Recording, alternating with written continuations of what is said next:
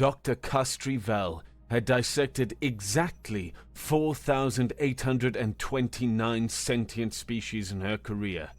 She'd pulled apart methane breathers who leaked acid, silicon-based life forms that crumbled like sand sculptures, and one memorable Yorick Tull whose magnetic organs tried to rip every metal instrument from her hands. None of them exploded. The human on her table had been dead for 3 shifts, a prisoner who'd expired from what the guards called natural causes, though nothing about humans seemed natural. She made the first incision with her ceramic blade, careful as always, when her assistant bumped her elbow. The blade slipped, nicked her finger through the biosuit. One drop of her clear lymphatic fluid mixed with the human's exposed blood, and hell arrived for tea. The reaction started small, a hiss like water on hot metal. Then the human's blood ignited, actual flames dancing across the corpse's open chest cavity. Her surgical instruments began corroding at visible speed, steel turning to rust-red powder. The air itself, a standard-issue Zon mix rich, with an argon sulfur buffer gas, seemed to turn to acid. Containment breach! Castry slammed the emergency seal.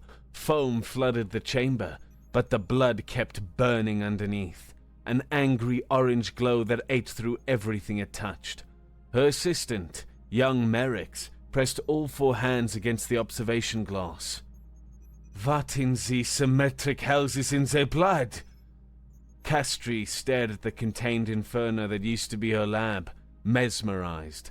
"I have absolutely no idea, but I'm going to find out." The Zon Biohazard Institute hadn't seen panic like this since someone accidentally imported a pregnant chaos spider. Scientists in pristine white coats scattered like startled birds as Castry wheeled the contamination unit through the halls, the burning corpse sealed inside layers of non-reactive polymer. "Clear the primary lab," she barked, "and someone get me a spectrometer that isn't made of metal." What they found defied every principle of safe biology. Iron! Castry stared at the molecular diagram floating above her desk. They're using iron to carry oxygen. Merrick's mandibles clicked softly, a sign of deep stress. "That's impossible. Free iron is a Class A reactive hazard. It corrodes, it combusts, it catalyzes oxygen into flame." Castry enlarged the hemoglobin molecule, its structure both elegant and terrifying. "And humans have approximately 5 liters of it, pumping through their bodies, right now." "But iron-based oxygen transport would," Merrick's calculated rapidly. "The oxidation alone should kill them in minutes. Their own bodies should be consumed by it." "Should." Castry pulled up the human medical data they'd reluctantly received from Earth. "Instead, they heal faster than most species. They run for hours without rest. They survive in temperature ranges that would crystallize our blood or boil it to vapor." She paced the lab, the floating molecule following her. But the reaction in the lab, it wasn't just oxidation. It was too fast, too violent. It was a catalyst. "A catalyst for what?" Merrick asked, his voice hushed. "That," Castry said, stopping, "is the question." She initiated a series of simulations, feeding the hemoglobin structure into the system and running it against every known substance in her lab's inventory. For hours, they watched as the simulation showed corrosion, mild heat, expected reactions. Nothing matched the inferno. "It makes no sense," Merrick finally said, his antenna drooping. "The reaction we witnessed is not repeatable with the known variables." "Then we have an unknown variable." Castry's mind raced back to the incident. The blood, her fluid, the tools, the air. "The air!" she whispered. "Merrick's, run a simulation. Human hemoglobin. in the presence of oxygen and our standard life support atmosphere. You mean including the argon-sulfur buffer gas? But that's inert. It's only there to scrub microbial contaminants. Run it. The simulation core churned for less than a second before flashing a crimson warning. The projected energy release was catastrophic. My gods, Merrick's breathed. Castry stared at the screen, a chilling clarity washing over her. It's not just the oxygen. It's the buffer gas, their iron-based hemoglobin. It rips the sulfur atom right out of the compound. It acts as a catalyst, turning the very air into a corrosive, flammable aerosol. My own fluid must have exacerbated it somehow. She looked at the containment unit, where the corpse had finally stopped burning. They haven't found a way to contain the universe's most dangerous substance, she whispered. They've turned it into a power source, and the entire galaxy has been living in a room filled with fuel, never realizing the humans were the spark. The Galactic Council convened an emergency session for only the 9th time in its 1,000-year history. Representatives from 67 species filled the chamber, a stunning array of evolutionary paths that had all led to intelligence. The Morellans sat in their heated section, ceramic skin catching the light. The Shirak, with their articulated silicate bodies, chimed anxiously in their pressure suits. All of them stared at the hologram rotating in the chamber center, a human hemoglobin molecule. The humans, Council President Vaughn intoned, her 6 eyes never leaving the display, carry within them a substance that violates every safety regulation we've established for spacefaring civilizations. Murmurs rippled through the assembly, fearful, angry. They walk onto our stations, Vaughn continued, our ships, our worlds, carrying liters of combustible, corrosive material that reacts violently with the very atmospheric buffer gas we all breathe. Enforcer Trallic Vaughn stood, his military bearing rigid. With respect, President, they don't just carry it. They've weaponized their own biology. Their cells are factories for this substance. Cut them, and they bleed fire. Kill them, and they become bombs. He'd seen a fire like that once before, on a survey ship, a chemical leak that had turned the air to acid and flame. It had taken his first command crew. Surely you exaggerate, the Shirak representative chimed. Trallic gestured to the viewing screen. Security footage played. A human bar fight on Station 9. A broken bottle. Blood on the floor. The puddle sizzled, eating through metal deck plating as the station's atmospheric scrubbers cycled the argon-sulfur gas. All the while, the human just kept fighting. They are not people, Trallic said into the horrified silence. They are delivery systems for an environmental hazard. The vote was unanimous. Humanity was designated a Class 9 biohazard. Trade sanctions, travel restrictions, immediate containment orders. As the council dispersed, Castry watched the human molecule spin in the hologram. Such a simple structure. 4 iron atoms cradled in organic loops, ready to grab oxygen, ready to burn. Delivery systems, she muttered. No. There's something else entirely. Ma'am? Merrick's hovered nearby. Merrick's, they aren't containing the danger. They've evolved to dance with it. Captain Dane Roux had been in worse cells. The Zon facility at least had decent air recycling, and a bed that didn't actively try to kill him. The air was stale, heavy with nitrogen and inert gases, a purpose-built, non-reactive environment for containing a biohazard. He'd been here 2 weeks, ever since his recon ship had accidentally violated about 30 new human exclusion zones. The door hissed open. Dr. Castrivell entered, flanked by 2 guards who looked like they were escorting a nuclear warhead. Captain Roux, She settled onto a chair, maintaining a careful 3-meter distance. I'm here to ask you some questions about your biology. Dane offered a grimace that passed for a grin. Buy me dinner first. This is not a joke. The chitin around her eyes crinkled. Your blood is a Class A reactive hazard. How do you live with it? Same way you live with that stick up your captain. Her voice went sharp. 67 species have agreed. Humanity is a threat to galactic civilization. Your very existence violates every principle of biological safety. I'm trying to understand why evolution would create something so inherently destructive. Dane leaned back, chains clanking. They'd used ceramic restraints. Smart. You want to know the secret? He met her eyes. The real horror show? Truth about humans. She leaned forward despite herself. Live with it, he said softly. We live because of it. That reactive hazard in our veins. It lets us run when you'd crawl, heal when you die, survive in worlds that could choke you in seconds. He flashed a wolfish smile. Your whole galaxy's built on being safe. We're built on being dangerous. That's insane. That's evolution, Doc.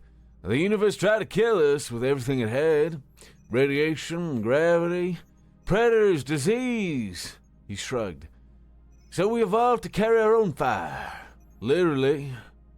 Castry stood abruptly. The Council is right. You're not a species, you're a weapon that learned to walk. Nah. Dane's grin widened. We're way worse than that. We're a weapon that learned to laugh. As she left, he called after her. Hey, Doc. Just wait until you find out what we do with nuclear power. The door slammed shut, but not before he heard her mutter something in Zon that probably wasn't complimentary. The Galactic Council's decision spread through known space like wildfire, an unfortunate metaphor, given the circumstances. Within days, signs appeared on every major station. Warning, Class A catalytic life form. Human blood reacts with standard atmosphere. Maintain minimum 5-meter distance. Ports that had welcomed human traders for decades suddenly bristled with security. Medical facilities refused human patients. The entire Chirac system banned human vessels from even passing through their space. And somewhere, in the chaos, watching it all unfold, Castrivel made a decision that would change everything. She was going to study human blood, not to condemn it, but to understand it, even if it killed her, even if it burnt the galaxy down. The first riot started on Way Station Terminus, the galaxy's busiest trading hub. A human freighter crew, denied docking permits, had been floating outside for 3 days, when security finally boarded to escort them to a proper containment facility. They found the crew had a different idea. You want to see dangerous? Captain Jean Lee held up a medical pouch, her own blood sloshing inside. How about we discuss our docking rights again? The security team scrambled backward, their manipulators trembling. You can't. What? Bleed?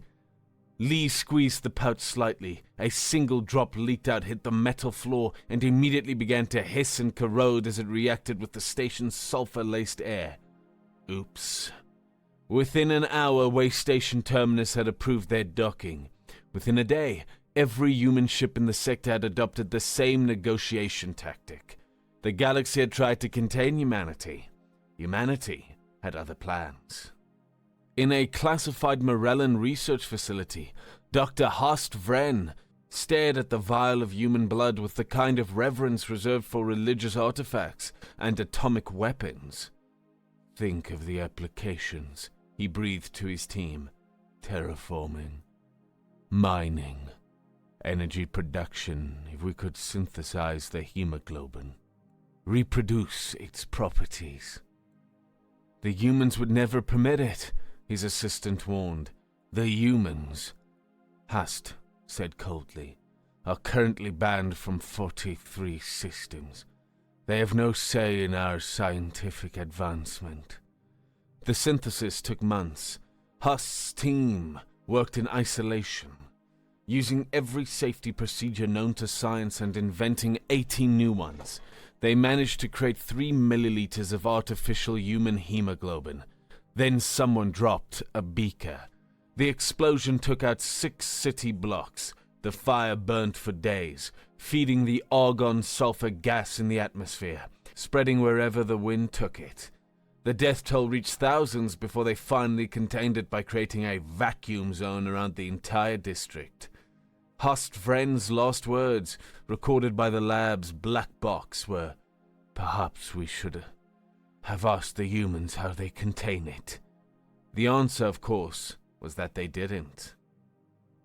Dr. Castree-Vell's underground laboratory violated approximately 37 Galactic Council directives, hidden in an abandoned mining station. She'd assembled a team of scientists who shared her obsession, understanding human biology, not destroying it. "Look at this." She projected a human cell onto the main screen. "Every mitochondria is a tiny furnace. Every cell membrane is designed to manage oxidative stress. The entire biology serves entropy." Merrick's, who'd followed her into exile, studied the data. "The entire biology is built around managing controlled combustion. It's elegant."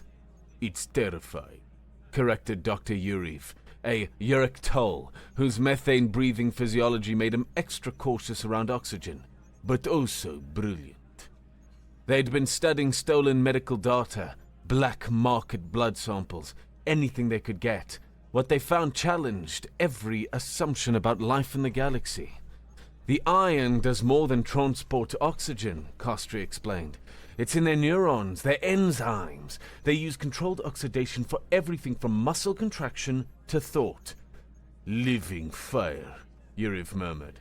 "Oh, do they not burn up?"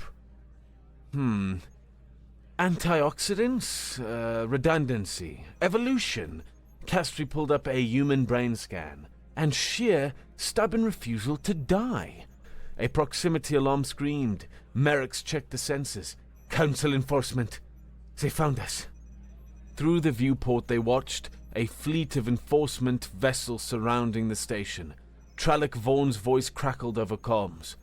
"Dr. Val, you are in violation of Council Directive 98 Alpha through Gamma.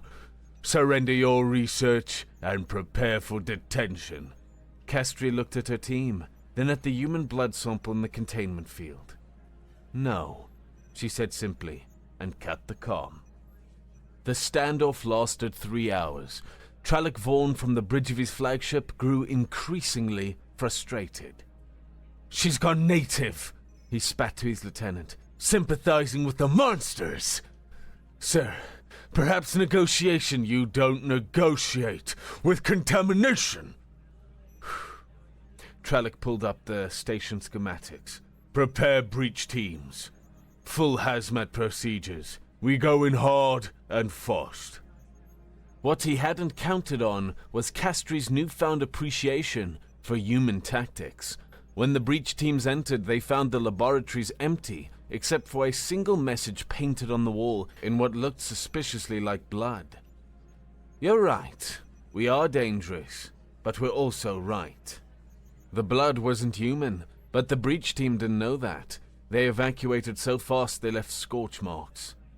Meanwhile, in human space, the response to galactic rejection was typically human, aggressive adaptation. "So they think we're monsters." Admiral Jessica Park addressed her senior staff. "Fine, let's be monsters, but our kind of monsters." Operation Ironheart was elegant in its simplicity. Human crews began taking contracts for the jobs no one else would touch. Mining operations on worlds with caustic atmospheres, rescue missions in radiation-soaked systems, exploration of planets where the air itself was poison. "You need someone to walk into hell?" became the human sales pitch. "We've got hell in our veins." It worked. Within months, human crews were more in demand than ever, just kept at arm's length. Credits flowed through intermediaries. Ships docked at separate platforms. Humans became the galaxy's most feared and most essential workers. Some even leaned into the reputation. Mercenary groups painted their ships with biohazard symbols. Traders wore vials of their own blood as jewelry. One particularly dramatic pilot named Rex Firehead Murphy actually set his own blood on fire during negotiations. "You weren't safe," he'd laugh as his hand burned. "Hire a Zarn. You want the job done? Hire a human." Captain Dane Roux' escape from Zarn custody became the stuff of legend, mostly because he told the story differently every time. Version 1, he seduced a god with his dangerous human charm. Version 2, he corroded the locks with his acidic human spit. Version 3, the most popular, he simply bled on his chains until they dissolved. The truth was simpler and more disturbing. Dr. Castrival had left his cell door unlocked. "Why?" he asked when he found her in her hidden lab. "Because I was wrong." She didn't look up from a microscope. "I called you weapons. I was wrong. You're the answer to a question we've been too afraid to ask. Which is, what if safety isn't the goal?" She finally met his eyes. What if the goal is living? Dane studied the Zarn scientist who'd appended her entire career to understand human blood. "You know, they'll hunt you for this. They'll hunt you just for existing." She turned back to her work. "At least I chose my danger." That's when the first enforcement team found them. The fight was brief, brutal, and decidedly one-sided. Dane wasn't some superhuman warrior, but the enforcement team was wearing full hazmat gear, could barely see through their face shields, and were terrified of getting even a drop of human blood on them. Dane, meanwhile, had spent 30 years bleeding, sweating, and occasionally crying his toxic fluids all over the place without dying. "Stop!" one enforcer screamed as Dane advanced. "We will use lethal force." "Buddy!" Dane wiped blood from a split lip, flicking it toward them. They scattered like roaches, even though they knew the lab's recycled air was too pure to cause the reaction. The fear was primal. "I am lethal force." The entire team evacuated. Enforcement reported that the human had weaponized his own bodily fluids and recommended orbital bombardment. Trallic Vaughan, reading the report, threw his datapad across the room. "They're making us look like fools." "Perhaps," his lieutenant suggested carefully, "because we're acting like fools." Trallic's glare could have sterilized a surgical suite. "Explain." "We've mobilized half the fleet to contain a species whose greatest crime is having iron in their blood. Meanwhile, the hegemony is annexing systems. Pirates are raiding the outer colonies, and we're here, afraid of biochemistry." "That biochemistry could destroy entire worlds." "So could stellar engineering. So could antimatter. So could a dozen technologies we use daily." The lieutenant pulled up economic data. "Human contractors have increased colonial efficiency by 30%. Their traders move goods through routes we can't use. Their soldiers fight in conditions that would kill us." "Your point." "My point, sir, is that maybe we're not trying to contain the threat." He met Trallic's eyes. "Maybe we're trying to contain our own fear." Trallic said nothing for a long moment, then, "Double the fleet presence. Triple the containment safeguards. And if you question my orders again, Lieutenant, you'll be assigned to human prisoner transport." The lieutenant saluted and left, but not before muttering under his breath, "Starting to think that might be safer." The black market for human blood became the galaxy's worst-kept secret. Species that publicly condemned humanity privately paid fortunes for vials of the stuff. Some wanted to study it, some wanted to weaponize it, some bizarrely thought it might be a narcotic. It wasn't. The Chirac who tried to smoke it ended up in intensive care with what doctors described as aggressive oxidation of literally everything. John Lee, still running freight despite the restrictions, discovered the market by accident when a customs officer offered to waive her fees for a small donation. "You want my blood?" She stared at the Morellan officer. "The substance you've all been calling death juice." "For research," he said quickly. "Private research, very safe, very contained." Gian grinned. "How much?" Within a month, humans were selling their blood like vintage wine. Rarer types like AB negative went for premium prices. Runners with high iron counts could name their fee. One entrepreneurial group started Blood Buddies, a matching service for discrete biological exchanges. The Galactic Council issued 19 new directives banning the blood trade. Humans ignored all of them. "You made us outlaws just for existing," John told their documentary crew. "Don't act surprised when we break your laws." Dr. Castrival's research had reached a critical point. She had mapped human blood thoroughly. Now she had to understand what it meant. "Look at this." She showed Dane and her team a comparative analysis. Every spacefaring species in the Council evolved in stable environments, predictable, safe. The Morellans evolved on a world with a placid, high-pressure methane sea, never knowing predators from above. The Shirak hailed from a crystalline world, where the greatest danger was seismic, not biological. Their histories are about building stronger shells. Humanity's is about sharpening its teeth. "Okay," Dane prompted. "So, your evolution wasn't a defense against danger, you evolved through it, with it, as it." She pulled up the hemoglobin molecule again. "We've all been searching for new energy sources, antimatter, 0 point stellar tapping. We looked to the stars and missed the answer right in front of us. Humanity didn't just evolve under a star.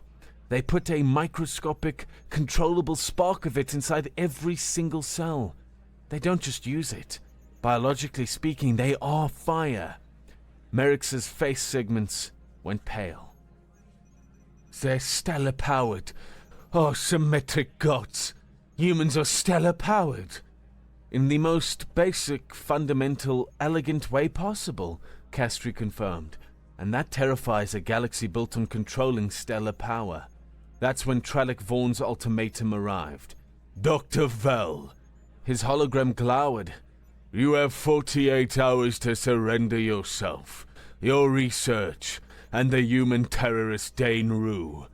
Failure to comply will result in the deployment of a targeted bioweapon designed to denature human hemoglobin across all infected vectors." The transmission ended. Dane felt his blood run cold, an ironic sensation, given the circumstances. "He's talking about genocide." "No," Castry corrected, her voice hollow. "He's talking about extinction." The news of the bioweapon leaked within hours. Someone in Trallic's command, perhaps that questioning lieutenant, couldn't stomach the silence. Human space erupted. Not in panic, not in fear, in pure distilled iron-blooded rage. "They want to denature our blood?" Admiral Park stood before an emergency assembly of human leadership. "They want to turn our blood into water, to cure us of being human." The room roared with fury. "Well then," Park's smile was sharp as surgical steel, "let's show them what humans do when you threaten our blood." The message that went out to every human ship, station, and colony was simple. They fear our blood, let's give them a reason. Operation Ironclad began immediately. Human ships converged on Council space, not attacking, not yet, just arriving. Parking in international zones, perfectly legal, perfectly peaceful, perfectly terrifying. Because every ship broadcast the same message. We are 20 billion walking biohazards. Our blood burns, our breath corrodes. Our existence violates your safety regulations. You have 48 hours to withdraw the bioweapon threat, or we open our veins and burn the galaxy down with us. The Galactic Council went into emergency session, and for the first time in 1,000 years, They were afraid. The standoff lasted 36 of the 48 hours. Every human ship held position, engines cold, weapons unpowered. They didn't need to threaten violence. Their very existence was threat enough. News feeds across the galaxy showed the same image. Thousands of human vessels hanging in space like drops of frozen blood. Inside the council chambers, panic reigned. "They're bluffing," Tralloc Vaughan insisted. "They wouldn't actually, wouldn't they?" President Vaughan's six eyes darted between displays. "We're threatening to destroy their blood chemistry. What would you do if someone threatened to fundamentally alter your biology?" "I wouldn't threaten genocide." "No," the Sherak representative chimed. "You just commit it quietly with a bioweapon." The chamber erupted in arguments. Some species backed Tralloc, terrified of human volatility. Others, particularly those who'd hired UN contractors, argued for negotiation. "Enough!" Vaughn slammed her ceremonial staff. "We need a solution before..." Every screen in the chamber flickered. A human face appeared, not military brass or political leadership, but Captain Jian Li, freight hauler and blood bootlegger. "Hi there," she said cheerfully. "Thought you might want to see something." The feed switched to the cargo hold of the ship. Hundreds of specialized cryogenic containers lined the walls, each marked with biohazard symbols. "A cargo hold full of medical-grade blood," John explained. "Donated by volunteers, high iron content, the good stuff. We've got maybe 1,000 ships carrying similar loads, all in perfectly legal international space, all with very, very fragile containment systems." She let that sink in. "Now, we could keep talking about bioweapons and extinction, or..." She held up a small device. "We could all take a deep breath and remember that we've been trading together for decades. Your choice. But you've got 12 hours before our containment system starts suffering from unexpected malfunctions." The feed cut. President Vaughan looked at Tralloc. "Stand down the bioweapon." "But stand down." The negotiation site was neutral ground, an abandoned mining platform in dead space, far from any inhabited system. The negotiation room, as per Hazard Protocol 7, was flooded with a completely inert nitrogen-helium mix, safe but uncomfortably thin to breathe. The human delegation arrived in a single unarmed shuttle. The council sent a full diplomatic envoy. Dr. Castrival stood at the human delegation, a choice that scandalized half the galaxy.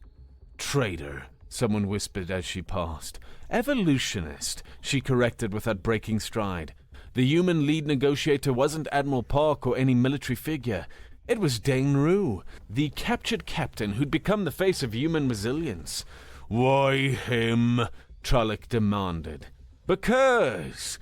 Dane settled into his chair with annoying casualness. "I've bled in front of most of you.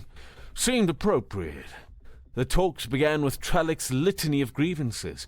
Human blood was dangerous. Humans were unstable. The galaxy needed protection. Dane listened patiently, then stood. "Can I show you something?" Without waiting for permission, he rolled up his sleeve and drew a small knife. Before anyone could stop him, he made a shallow cut on his forearm. Blood welled up. The council delegation scrambled backward out of pure instinct. "Look at it," Dane said calmly. "Really, look." The blood was dark red, almost beautiful in the harsh station lights. It didn't explode. It didn't corrode the table. It just bled. The inert atmosphere had rendered it harmless. "This is what you're afraid of." He let a drop fall onto the metal surface. It pulled, innocuous. "Yes, under the right conditions. Your conditions. Our blood can be dangerous. So can water at high pressure. So can light at high intensity. So can literally anything if you weaponize it." "But you have weaponized it," Tralloc accused. "No." Dane pulled out a medical kit and calmly bandaged his arm. "We've just refused to be ashamed of it. There's a difference. We're only a hazard in your specific atmosphere. In a neutral room on our own worlds. We're just, people." Dr. Castry stood. "May I?" She projected her research onto the room screens. Not the chemical formulas or reaction charts, but images. Humans working in toxic environments. Humans rescuing aliens from radiation zones. Humans farming on worlds where the atmosphere would kill most species. For months, I studied human biology looking for weakness, she said. Instead, I found this, a species that took the universe's most dangerous chemistry and made it the foundation of life, forged by the very danger it contained. She looked at her fellow scientists. We've spent our histories building shells against entropy. They've spent theirs dancing with it, and we need them. Need them? Trolloc scoffed. The hegemony is expanding, Castry continued. Pirates raid our edges. New worlds need colonizing, dangerous worlds. Toxic worlds. Worlds where only humans can walk freely. She paused. We can keep fearing their blood, or we can start respecting their courage. The debate raged for hours. Traditional fears versus practical needs. Safety versus necessity. In the end, it came down to a simple demonstration. Fine, President Vaughn said. Show us. Prove humans can be partners, not threats. Dane offered a predatory baring of his teeth. Thought you'd never ask. The call went out. Within an hour, human ships began moving, not toward inhabited systems, but toward the frontier, the dangerous edge of settled space where colonies failed and expeditions disappeared. Gliese, 667C. Dane pulled up the data. Volcanic world. Atmosphere is 30% sulfur dioxide. 3 failed colony attempts. Your people call it Hell's Garden. Because nothing can grow there, Trolloc said. Nothing you can grow, Dane nodded to Jean Lee, who opened a comm channel. The screen showed a human ground team already on the planet's surface. No protective domes, just sealed suits and determination. They were planting something. Genetically modified earth plants, John explained. Designed for high sulfur. In 10 years, that hell world will be producing food. In 20, it'll be habitable.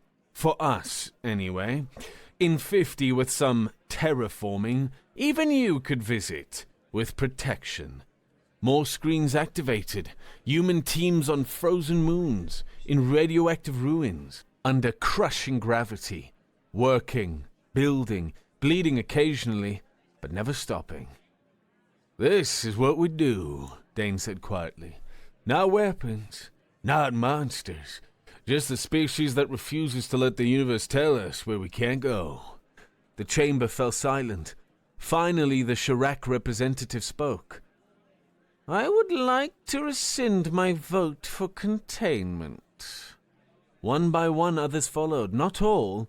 Fear died hard, but enough. President Vaughn stood. The Galactic Council hereby recognizes humanity as a Class 9 hazardous species. The humans tensed. With full rights and privileges thereof, specialized equipment and procedures will be developed for safe interaction. Trade restrictions are lifted with appropriate safety measures. She met Dane's eyes. Welcome to the galaxy. Try not to burn it down. No promises, Dane grinned, but we'll help you fireproof it. The bioweapon was destroyed under human supervision. Trolloc Vaughn, in a moment that shocked everyone, volunteered to oversee the process. I still think you're dangerous, he told Dane as they watched the viral samples burn.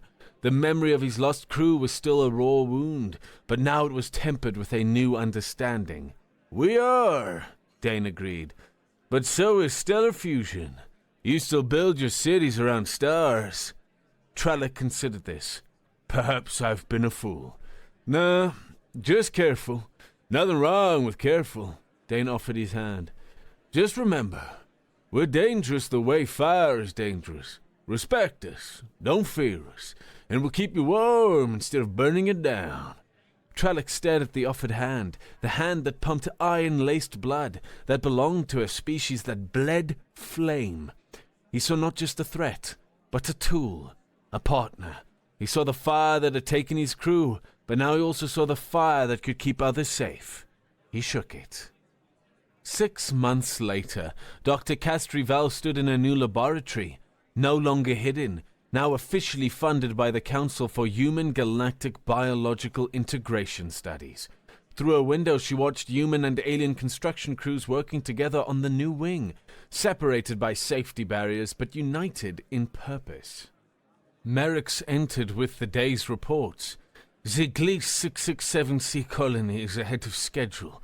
The humans have started calling it Spice Garden instead of Hell's Garden. Of course they have, Castry smiled. Any problems? 2 humans were injured in a volcanic event yesterday. Castry's breathing vents fluttered with concern.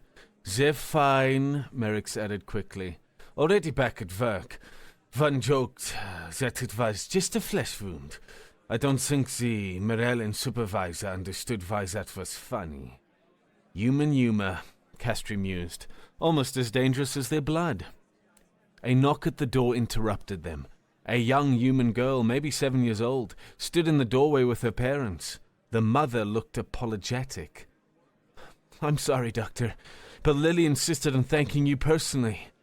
The child stepped forward, gap-toothed, grin bright. Thank you for making people not scared of us anymore. Castry knelt to the child's level. For a fraction of a second, a primal part of her, the part that had seen her lab burn, wanted to recoil, but she consciously suppressed it, looking into the girl's brown eyes. She respected the fire. She no longer feared the hearth. You're welcome, Lily, but I didn't make them stop being scared of you. I just helped them understand that being dangerous doesn't mean being bad. Lily nodded solemnly, then brightened. My teacher says I have iron in my blood. Just like the Earth. You do, Castry confirmed. Iron from the hearts of dying stars. You carry stellar fire in your veins. Cool, Lily beamed. I'm made of star stuff. As the family left, Castry returned to her work. On her desk, the hemoglobin molecule still spun in its hologram, 4 iron atoms gleaming like tiny suns. She thought about Lily, about Dane, about all the humans walking around with combustion in their cells and laughter in their hearts. The universe's most dangerous substance, yes, but also its most surprisingly beautiful. Outside her window, a human worker accidentally cut himself on a beam. His alien partner handed him a bandage without flinching, and they got back to work, building a future where blood and fire were just part of the wonderful, terrifying diversity of life. The galaxy had tried to contain humanity. Instead, humanity had taught the galaxy to burn bright.